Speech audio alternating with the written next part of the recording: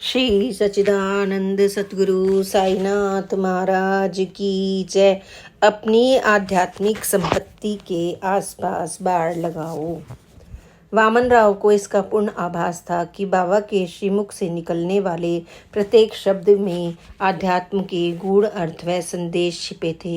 इसलिए जब भी बाबा उन्हें कुछ कहते, वे उन शब्दों का मनन चिंतन करके उसका अर्थ समझने का प्रयास करते और उसे अपनी जीवन शैली में धारण करते। सन 1911 दिसंबर माह में वामन राव ने दासगढ़ू महाराज जी के द्वारा रचित अवार्चनीय भक्ति लीला अमृत पुस्तक पढ़ी। इस पुस्तक में भी बाबा की लीलाओं से संबंधित 4 अध्याय हैं। एक रात्रि उन्होंने एक स्वप्न में स्पष्ट देखा, जिसमें बाबा उनसे बोले, अरे अगर तुम अपने खेत के आसपास बाड़ नहीं लगाओगे तो निश्चित ही बकरियां उसमें घुसकर उसे खराब कर जाएंगी और तब वहाँ कुछ भी नहीं बचेगा। वामन राव बाबा के कहे शब्दों का अर्थ नहीं समझ पाए। हालांकि वह दासगणों की एक पुस्तक पढ़ चुके थे, लेकिन वे उसकी व्याख्या समझने में असमर्थ रहे। वामन राव ने बहुत समय तक इसका अर्थ जानने का प्रयास किया, लेकिन वे अपने प्रयास में असफल रहे।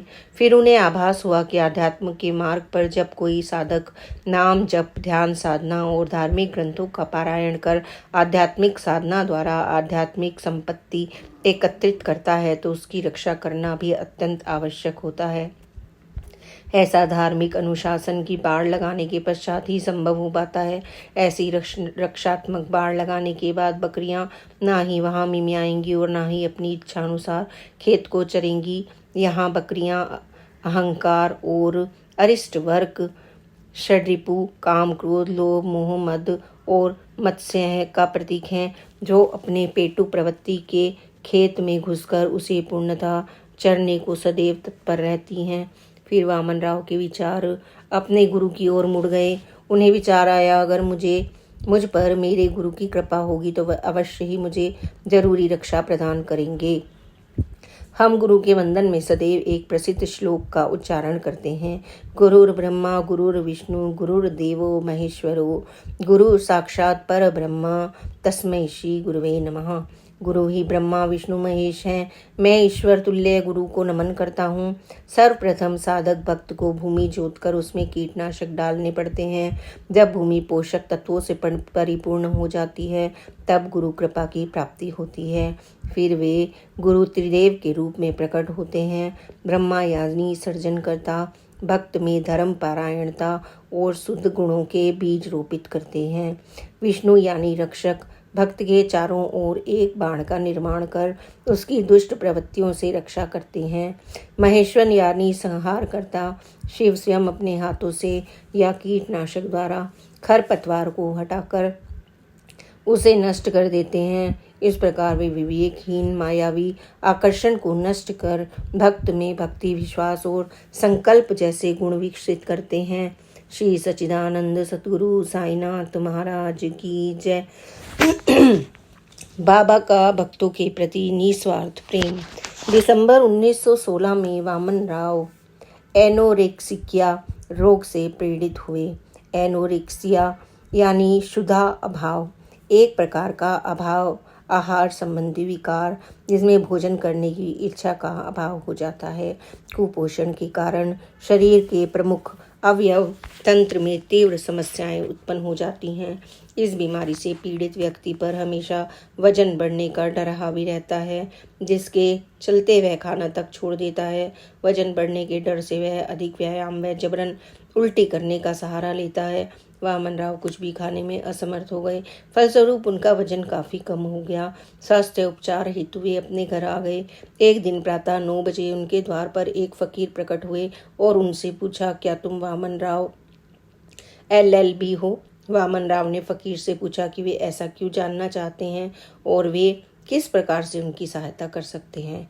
उत्तर में फकीर बोले, साईं बाबा ने मुझे 1 रुपया देकर वामन राव LLB के स्वास्थ्य सुधार और कुशल क्षेम के लिए विभिन्न दरगाहों पर मन्नत मांगने के लिए भेजा है। फकीर की बात सुनकर वामन राव भावुक हो गए।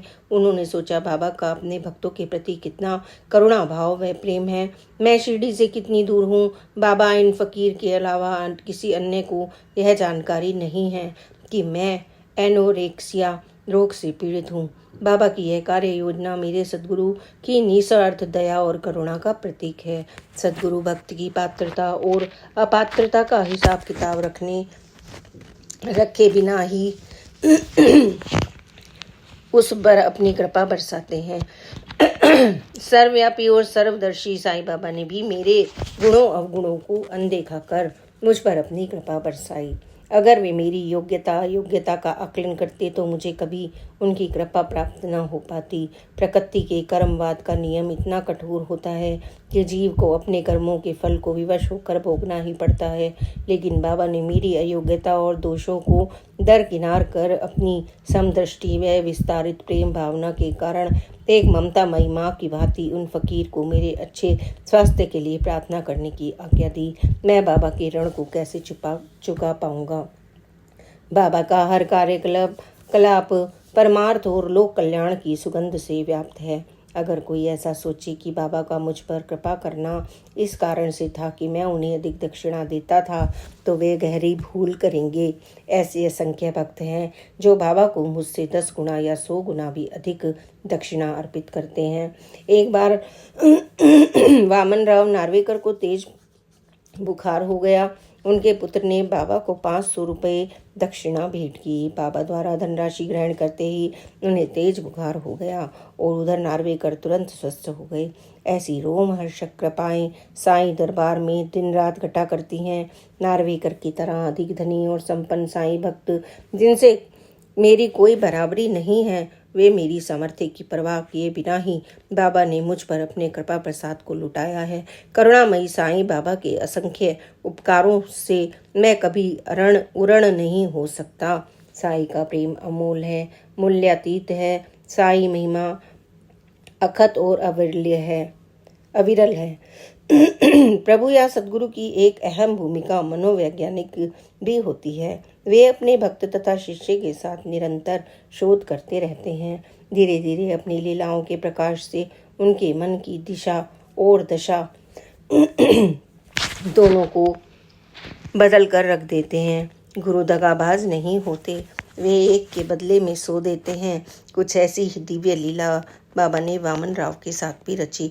एक शाम बाबा ने वामन राव को 1 रुपया देते हुए कहा, वामन्या, यह 1 रुपया ले जाओ और इसके बदले में मुझे खुले पैसे ला कर दो। वामन राव तुरंत 1 रुपया लेकर खुले पैसे करवाने गांव पहुंचे। बहुत प्रयास करने के पश्चात भी वे खुले पैसे प्राप्त नहीं कर पाए। तब उनकी भेंट गांव वाले एक व्यक्ति से हुई जो वामन राव से बोले, वामन राव, तुम काफी समय से इधर उधर भटक रहे हो, तुम्हें क्या चाहिए? वामन राव ने उन्हें सारी स्थिति बता दी। गांव वाले ने उन्हें मदद करने के लिए बयाजी कोते पाटिल के पास जाने की सलाह दी। वामन राव ने पाटिल का घर ढूंढा और उनसे खुले पैसे प्राप्त कर उन्हें बाबा को वापस दिया। वामन राव ने शांत चित्त से संपूर्ण घटना का अवलोकन किया। बाबा इस लीला से मुझे क्या समझाना चाहते हैं? वामन राव को ऐसा दिव्य एहसास हुआ कि बाबा ने विवेक के साथ मुझे एक दिया जो इस स्थिति में माया का प्रतीक है, और उसके बदले में मुझे क्या वापस करना है। मैं इधर उधर भटकता हूँ और अंत में खुले पैसे लेकर आता हूँ।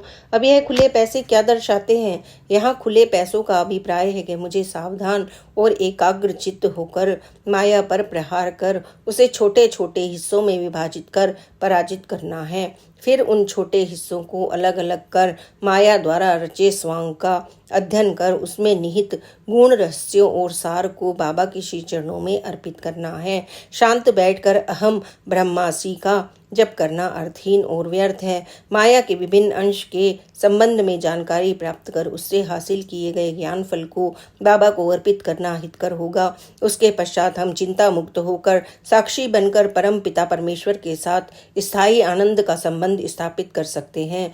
इसी में जीवन का सर्वोपरि कल्याण छिपा है। ऐसा करने के पश्चात अलौकिक शांति का साम्राज्य भीतर ही भीतर प्रकट हो जाता है। इस लीला की एक व्याख्या इस प्रकार भी है। इस लीला के माध्यम से बाबा हमें यह समझाना चाहते हैं कि हम सभी उस एक ईश्वर का ही अंश हैं। हम विभिन्न तत्वों जैसे 5 प्राण, इंद्रियां, अंतःकरण, चतुष्टय, सप्त धातु, शरीर और गुणों से निर्मित हैं। ये सभी खुले पैसों का प्रतीक है। बाबा चाहते हैं कि उनके द्वारा हमें दिए गए 1 रुपये के बदले छोटे मूल्य वर्ग के सिक्कों को हम पुनः स्वीकार वापिस करें। तभी हम उन तक सरलतापूर्वक पहुंचकर ब्रह्म ज्ञान प्राप्त कर पाएंगे। इस प्रकार बाबा ने हमें सहजतापूर्वक अहम ब्रह्मासी के मर्म को समझाया। सरल शब्दों में पार ब्रह्म श्री साईनाथ महाराज जी के श्री चरणों में पूर्ण समर्पण ही शिष्य के लिए कल्याणकारी है। 5 प्राण अपान व्यान उदान और समान, अंतःकरण चतुष्टय, मन बुद्धि चित्त अहंकार, सप्त धातु रस रक्त मांस मेद अस्थि मज्जा और शुक्र, ये 7 धातुएं शरीर को धारण करती हैं। शरीर स्थूल सूक्ष्म कारण शरीर, 3 गुण सत्य रज और तम है। श्री सच्चिदानंद सतगुरु साईनाथ महाराज की जय। Please like and subscribe this channel. Om Sai Ram, जय साई राम, ओम साई राम।